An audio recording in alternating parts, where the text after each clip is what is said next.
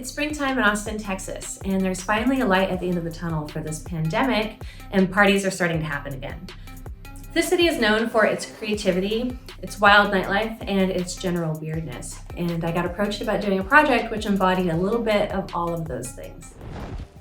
Sound RUM asked me to create something special for their launch party, hosted by the Chive, headquarters in downtown Austin. They had a goal to break the world record for the largest daiquiri ever mixed, and they needed a giant tiki mug to put it in.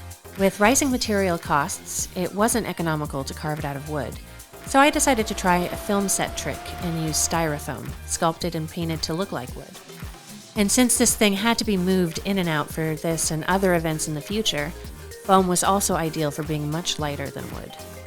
Time was of the essence. To hide such a large container, this thing would have to be huge, and since this was a totally different material than what I was used to, I thought it would be wise to pull a team together and collaborate with some other creatives. I called in my project manager, Carrie Kissel, to source materials and oversee logistics.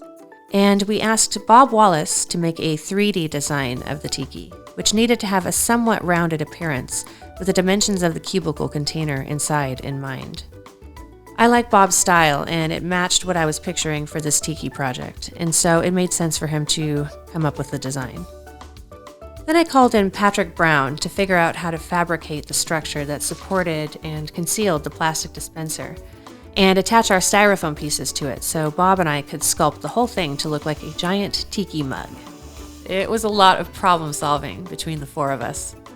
It took a few weeks to source all of the parts and materials, build the platform the plastic container rested on, design and build the inner framework, which we attached styrofoam to with glue and spray foam to make the block of material, while making sure the entire thing could be broken into pieces to move it through the somewhat narrow doorway of the event location. We wanted to make sure that it fit the event space and that it sat at the perfect height for pouring cocktails, with room for the custom-made tap to hide inside of the tiki's mouth.